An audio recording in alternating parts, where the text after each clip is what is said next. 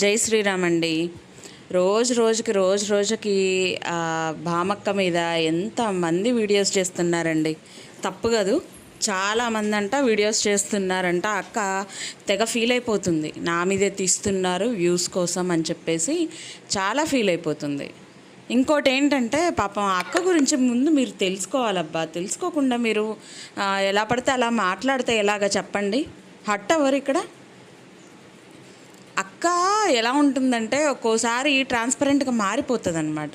ఒక్కోసారి పూర్తిగా హిందూలాగా ఉంటుంది, తర్వాత సెక్యులర్ హిందూలాగా ఉంటుంది, ఒక్కోసారి యాంటీ హిందూలాగా ఉంటుంది. ఇలా ఫ్లక్చుయేషన్స్ అక్కలో కనిపిస్తూ ఉంటాయి. ఎందుకు ఇలా చెప్తున్నానంటే ట్రెండ్ని ఫాలో అవ్వండి. జిమ్కి వెళ్ళేటప్పుడు అలాగే, లేదంటే ఎక్సర్సైజ్ చేసేటప్పుడు మెడలో తాళ్ళు వేసుకుంటారా, అవన్నీ ఓల్డ్ ఆలోచనలు. ఆ ఆలోచనలు పక్కన పెట్టండి. అసలే మీరు శుద్ధపూసలు అన్నమాట. గుర్తుంచుకోండి, మీ అందరి పేర్లు శుద్ధపూసలు. సో శుద్ధపూసలు అలాంటి క్వశ్చన్స్ అడగకూడదు, చాలా తప్పు.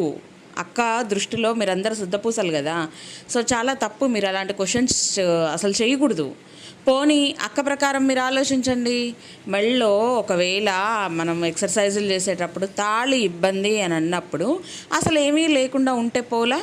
కానీ మనం అట్లా ఉండం కదా, మనం చైన్ వేసుకుంటాం.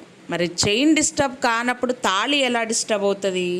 అంటే ఎక్సర్సైజ్ చేసేటప్పుడు ఆడవాళ్ళ మెళ్ళల్లో తాళ్ళు ఉండకూడదు. గుర్తుంచుకోండి అబ్బా, పాటించండి. మన ధర్మం పాటించండి. మీరు పాటించకుండా క్వశ్చన్స్ చేస్తే అక్కకు మండదు? ఇంతమంది వీడియోలు చేసి మరీ అడుగుతారు, అసలు భయం లేదు మీకు అసలు? అసలు పాటించకపోగా మళ్ళీ ఏంటి? అక్క అక్కడెక్కడో ప్రేయర్ హాల్లో మాధవిలత గారు అక్క గట్టిగా శ్లోకం చదివితే, ఆమె గట్టిగా శ్లోకం చదివితే మన అక్క ఇక్కడ హట్ అయింది. ఎందుకు ఇంత హట్ చేస్తున్నారు? అసలు మన హిందువులకు నోరు తెరిచే రైట్ లేదు అక్క దృష్టిలో. ఎలా ఎలా చేస్తారు? వాళ్ళేమో రకరకాల మైకులు పెట్టి రకరకాల సౌండ్స్ చేసినా అక్కకి నో డిస్టర్బెన్స్ అబ్బా. కానీ అక్కడున్న హాల్లో అవతల వాళ్ళని ఏమీ చేయకుండా వెళ్ళి ఆమె పాటికి ఆమె బయటికి చదవడం అక్క దృష్టిలో తప్పు. ఏమంటది? నోరు మూసుకొని నోటి లోపల చదువుకుంటే బాగుంటుంది. కనీసం ఆ మాధవలత గారు అక్కని చూసి ఫాలో అవ్వద్దు. రోజు వీడియోల్లో ఈమె బయటికి చెప్పేస్తున్నది అని మనం అనుకుంటున్నాం, కానీ పాప మా అక్క బయటికి చెప్పట్లా, లోపల లోపల మింగుతుంది.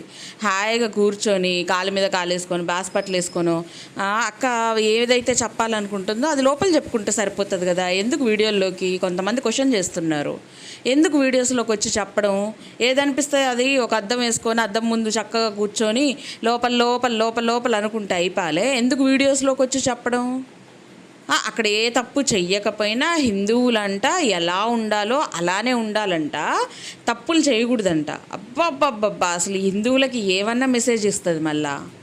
అసలు ఈరోజు ఇంకోటండి, ఎక్కడో అసలు అక్క ఉన్నకి అదేంటి బ్రహ్మంగారికి కాలజ్ఞానం ఉన్నట్టు అక్కకు కూడా పెద్ద జ్ఞానం వచ్చేసింది. ఎందుకు ఇలా చెప్తున్నానంటే, ఎక్కడో ఎవరో ఊపిరాడక బ్రీతింగ్ ప్రాబ్లం వచ్చి చనిపోతే అక్కకి చెప్పాను కదా, బ్రహ్మంగారి కాలజ్ఞానం అనేది మైండ్లో అప్పుడప్పుడు తడతా ఉంటుంది. అందుకని చెప్పేసి అక్క ఏంటంటే చూసేసింది. ఆవిడ టైట్ బ్లౌజులు వేసుకుందంట, మగ్గం వరకు బ్లౌజులు వేసుకుందంట, మొహాన్ని ఇంత ఎత్తున మేకప్ కొట్టిందంట, ఊపిరాడని బట్టలు వేసుకోబట్టి ఆవిడకి అట్లా అయిందంట.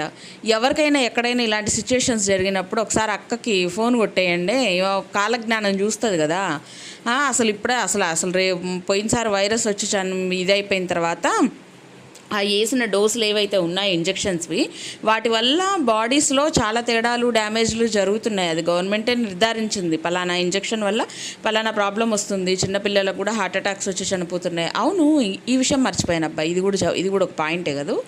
మగపిల్లలు ఉన్నారు, మగపిల్లలు కాలేజీల్లో స్కూళ్ళల్లో చదువుకునే పిల్లలు కూడా ఉన్నారు. మరి వాళ్ళేం టైట్ బట్టలు వేస్తారు, వాళ్ళేం జాకెట్లు వేసుకుంటారు, వాళ్ళేం మేకప్లు కొడతారబ్బా పాపం.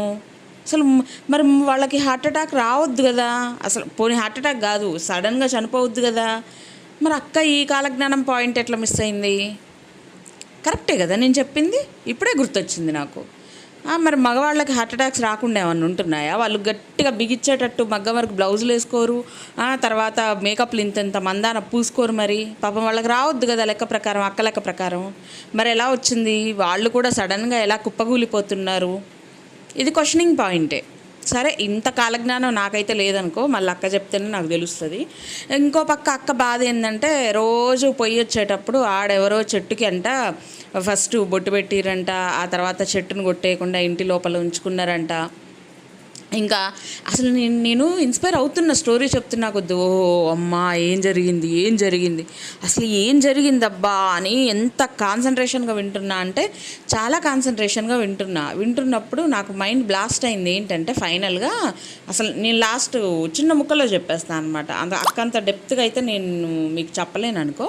సో ఒక చిన్న ముక్కలో చెప్పేస్తాను. ఇప్పుడు అక్క బాధ ఏంటంటే అక్కడంట పూజల పేరుతోటి మోసాలు జరుగుతున్నాయంట. ఆ చెట్టు ఏదో మహిమ శక్తి ఉందని చెప్పేసి ఆమె ఏదో జ్యువెలరీనో బ్రాండెడ్ ప్రమోషన్స్ అవేవో ఆమె అమ్ముకునేవి అక్కడ అమ్ముకుంటుందంట. అసలు ఎంత బాధ అనిపించింది. అసలు ఇంకొక చిన్న వీడియో, అసలు నేను అక్కకి చెప్పాలనుకునేది ఇంకొక అడ్వైస్ ఏంటంటే, అలాంటివి మనం చెప్పడం కాదు, చూపించాలా. వీడియో తీయొచ్చు కదా. ఇప్పుడు 100 మంది ఉన్నారండి, 100 మందిలో 99 మంది ఎదురు తిరగలేకపోవచ్చు. అసలు ఒక్కళ్ళు ఉంటారు బలశాలి, ఎలా అంటే జబ్బలు సరిసి వీరనారీశ్వరుడు అన్నట్టు ముందు కురికే వాళ్ళు ఉంటారు.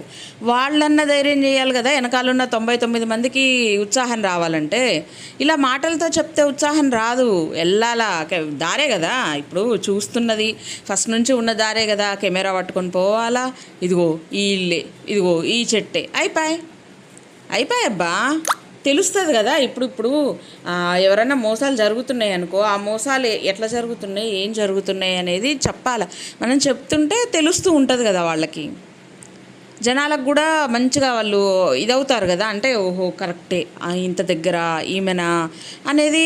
ఇంకోసారి అలాంటి వాళ్ళని నమ్మరు కదా, వాళ్ళ ప్రమోషన్ పోద్ది కదా, అసలు వాళ్ళు చేసే బిజినెస్ ఆగిపోద్ది కదా. ఎందుకు మరి అవి డైరెక్ట్ వీడియోలు చూపించకుండా వాయిస్లో చెప్పడం? వాయిస్లో చెప్తే ఎవరికి అర్థమైద్ది?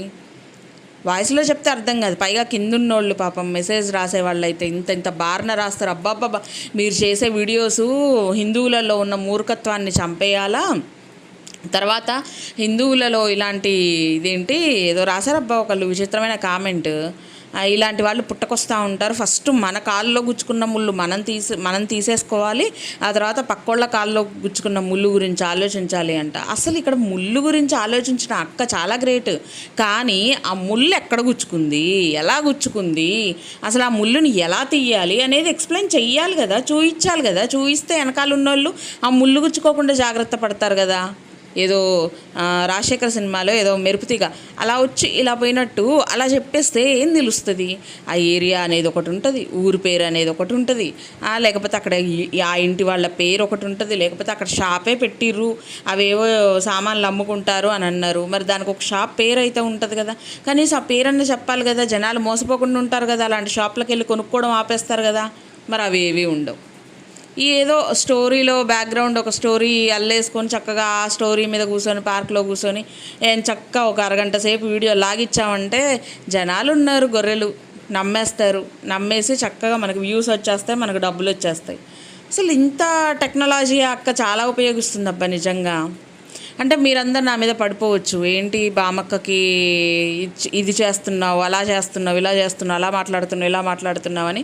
బామక్క ఫేవరెట్స్ ఎవరైతే ఉన్నారో వాళ్ళకి కొంచెం నన్ను చూస్తే గుర్రుగానే ఉంటుంది. కాకపోతే నేను చెప్పే పాయింట్ ఆఫ్ వ్యూలో మీరు ఆలోచిస్తే తెలుస్తుంది. అసలు నేను ఆవిడని ఏమనట్లేదబ్బా, నేను మెచ్చుకుంటున్నా. అక్కకి కాలజ్ఞానం ఉంది. ఎందుకో చెప్పనా, అక్కడెక్కడో ఒక ఆమె పడిపోతే స్పృహ లేకుండా పడిపోయి ఇదైపోతే ఆవిడ ఊపిరాడని జాకెట్ వేసుకొని ఇదైపోయిందని చెప్పేసి అక్క సర్టిఫికేట్ ఇచ్చేసింది.